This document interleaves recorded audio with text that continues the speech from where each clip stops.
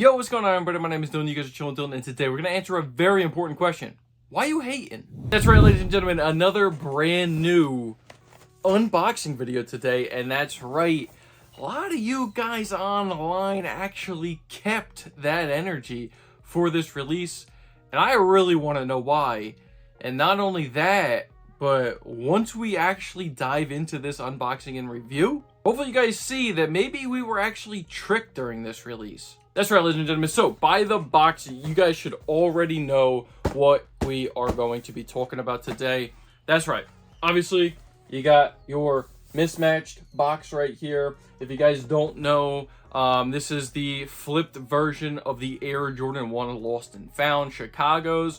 So, in that one, you'd have a black, bottom portion of the box, and then the distressed, vintaged out orange top to the box. Instead, they flipped it on this. Pretty cool. I love the whole story behind this one, and pretty much it's just a UNC Lost and Found. Size tag and label reads Air Jordan 1 Retro High OG. Colorway is dark powder blue. That is all. Went with a size 11.5 because in Air Jordan 1 lows and highs, dunk highs, dunk lows, whatever you guys want to say, I am a true to size 11.5.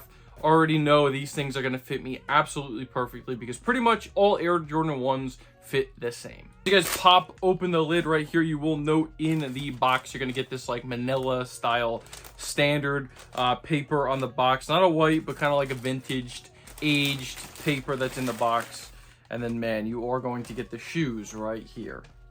That's right, ladies and gentlemen, we have the Air Jordan 1 UNC Reimagined. As you can tell, this shoe is a very hot button topic in the sneaker world as of recently, and they are still currently sitting on the Nike sneakers app. I believe they already transferred over to Nike.com. A lot of other retailers as well. You could pretty much pick up any size that you could want on their websites. My question is why? Why? Do people hate this shoe or are just not feeling it compared to that of the Chicago Lost and Found? Is it just strictly the blue? Because if that's the case, if people are just not cool with the blue, I get it, right? You're not going to pick up a shoe that you don't like the color blue. But as we know from the history of Air Jordans, the UNC colorway is one of the more beloved colorways. Yes, I know that the 2015 pair, when those originally released, those also sat as well. But over time, we all know what happened with them, right? They were a very coveted sneaker. The University Blues, I don't know if you could tell behind me. I also have those. I have the Hyper Royals, which is kind of a similar colorway. The Obsidian. Whatever you guys want to compare to these, people just did not like this. But here's the question that I have to ask. Why do you guys hate these, but y'all loved these? Because when we just ask that simple question, is it because of the materials? Well, this is the exact same materials as this. I don't see that, people are saying it's like overly distressed or whatever. I mean, look at the ankle collar here. Obviously, this is black, so it doesn't maybe show the same as this ankle collar, but distressed ankle collar. You got the cracked leather mid panels and the cracked leather toe box on the Lost and Founds. Boom, boom, boom, boom, right? The outsole, obviously mine are a little bit dirty from wearing them, but you have the marbling or, dirty, dusty outsole. Boom, boom. So my question again is, why were these so beloved? And I get it, it is a Chicago, so obviously the Chicago is like the top S tier of all Air Jordan 1s. But why were these so hated? Now, the reason at the top of the video I had suggested that we were tricked is because you guys are going to see the B-roll shots. Yes, this is an aged midsole. The Lost and Founds is also an aged midsole. Is this a little slightly yellower? Perhaps. But at the end of the day, you got white mid panels, you got the white toe box. I think Nike did an injustice to this sneaker because I'll throw up the official images from Nike.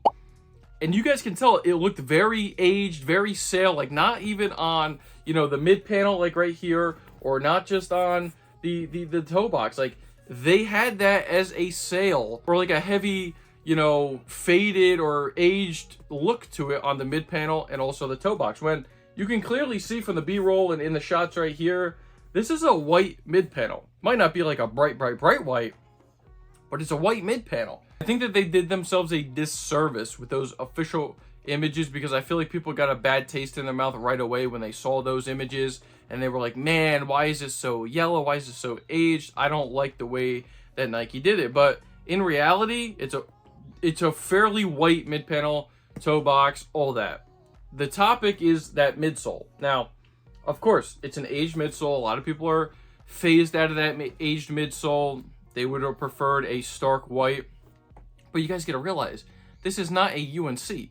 This is a UNC Reimagined colorway. That's why this has an aged midsole and cracked leather. It's simply because it is a reimagined version of the original. Now, there could be the argument of whether or not they should have just released the original, because it's been 10 years since 2015 when we have gotten the original form of the University or UNC blue Air Jordan 1s. And I would agree with you on that. They should have maybe just released that before the Reimagined, because it's already been 10 years since we got that one.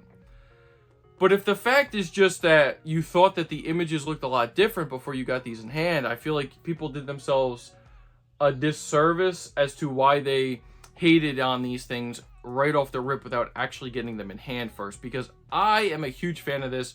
I will say the only note, because it's a Reimagined, so you have to accept that it's a Reimagined first before anything. I'm cool with the cracked leather. I'm cool with the aged midsole and all that stuff. I have no problems with the way that it looks. The only issue that I have, which isn't really an issue, it's just the fact that they went with that dark powder blue instead of the university blue. I do think it's a more saturated, like brighter blue than that of like, you know, a university blue should look. That's the only, you know, issue that I would have with it personally. I think that if they went with like on the Obsidians, for instance, if they had went with that UNC blue around the sneaker, I feel like maybe it would have been viewed a little bit differently. But this is what we got. I'm still very excited and happy to actually have these things in my collection. I'm thrilled that I picked them up. It's a piece that I will keep, obviously, in my collection. It's a UNC Air Jordan 1, and I'm not going to complain all that much about it. And guys, you got to remember too, I'm sure within the next couple of years that we will probably get the more OG, true to form UNC Air Jordan 1s.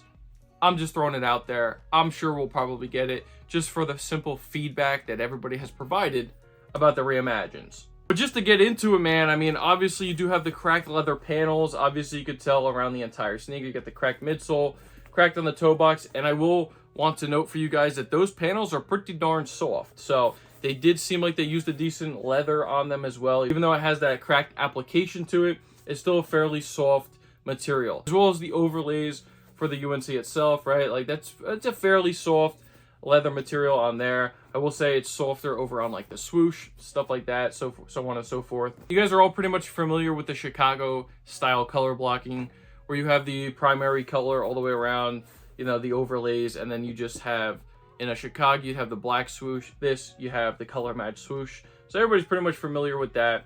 Again, I personally like these. You have that Air Jordan Wings logo in the white that really nicely pops off that blue as well. Again, you have an aged tongue as well, so they use like that padding, that cream padding that's in that tongue right there, as you could tell. And I personally like the cream tongue. I think it fits very nicely with the overall aesthetic of this particular shoe. Again, I'm not opposed to that cream or sail midsole. I'm just not. I've never been that, you know, adverse to it. I know some people really hate it by now. Like they say it's super overplayed. For this aesthetic, I think it works pretty nice. I mean, could they have went with a white one and I would have been fine with that too? Yeah, I would have honestly been. But that's just what the creative vision for this particular shoe was. So I get it. I really do get the feedback. Again, the dusty or marbling effect that you do have on the outsole, that is similar to that of the Lost and Founds as well. You do get two sets of laces. Obviously, they are going to come pre-laced in the sneaker, as you could tell right there. And then you're going to get that dark powder blue lace with the white lace as well. So again, guys, I'm super excited that I was able to get these things in my collection. If you wanted them, you still can go get them right now on Nike. A lot of other retailers as well. So again, if you want them, you can go easily pick them up. If you guys did enjoy today's video, make sure you guys are smashing that like button. Please subscribe to the channel if you guys are new around here. Don't forget to click that bell so every time I upload one of these videos, you will be notified. And also leave a comment down below why you decided to pick these up or why you didn't decide to pick these up. Let me know if it's because of the sale midsole. Was it the Nike images that, you know, the official images online that kind of threw you off? Because I gotta be honest, I was very thrown off when those official images came out as well. I waited for, you know, some unboxing reviews to hit YouTube so I can get a better look at them for myself.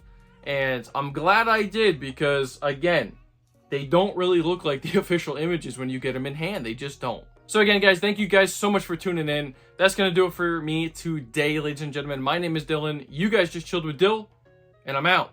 Peace.